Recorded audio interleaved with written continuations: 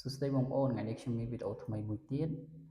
ចែកជូនដល់បងប្អូនពាក់ព័ន្ធជាមួយនឹងការដាក់ security នៅលើ Facebook chat របស់យើងដើម្បីកុំឲ្យគេលួចចូលទៅក្នុង Facebook chat របស់យើងពេលដែលគេចូលទៅវា alert មកប្រាប់យើងហើយមួយវិញទៀតយើងទៅ review ថាតើ Facebook chat របស់យើងមាន device កំពុងតែ log in ឬក៏ធ្លាប់ log in គឺយើងត្រូវតែកម្ចាត់ device ទាំងអស់នោះចោលវិញដំបូងឡើយបងប្អូនត្រូវចូលទៅក្នុង Messenger បងប្អូនចូល menu ហ្នឹងតបមកបងប្អូនយកsetting ហើយយក privacy and safety ហើយបងប្អូនចូលទៅក្នុង end to end encrypted chat នេះមកតបមកដល់កន្លែងនេះ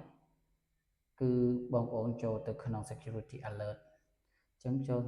security alert វាមាន2អញ្ចឹងកន្លែងហ្នឹង Messenger security alert បងប្អូនត្រូវ on វាទាំងអស់មកកន្លែងហ្នឹងណាអញ្ចឹងបើសិនជាមានបិទកន្លែងនេះបងប្អូនចូលទៅបើក on ទាំងអស់មកយក device or key change កាលណាគេ change key ហើយ change password អីហ្នឹងគឺវា load alert មកយើងបាទហើយកន្លែង contact device or change key នេះបងប្អូនបើកទាំងអស់ចឹងមកមួយវិញទៀតបងប្អូនចូលទៅ view login ហើយនៅកន្លែង view login យើងនឹងឃើញថាមានទូរស័ព្ទណាធ្លាប់ login ចូលហើយនឹងកំពុង login បើសិនជាកំពុង login វានឹងដាក់ថា this login អញ្ចឹងទូរស័ព្ទ iPhone 14 Pro Max កំពុងតែ login ហើយមានទូរស័ព្ទមួយទៀតគឺ Note 40 Pro 4G នេះគឺធ្លាប់login ចូលអញ្ចឹងបើបងប្អូនចង់ log out ចោល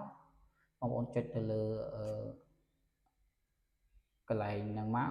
ហើយយកពាក្យថា log out អញ្ចឹង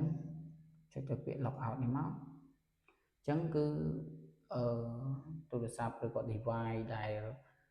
កំពុងតែ log in របស់យើងនោះគឺវានឹងបើសិនជាគេកំពុង log in គឺវានឹង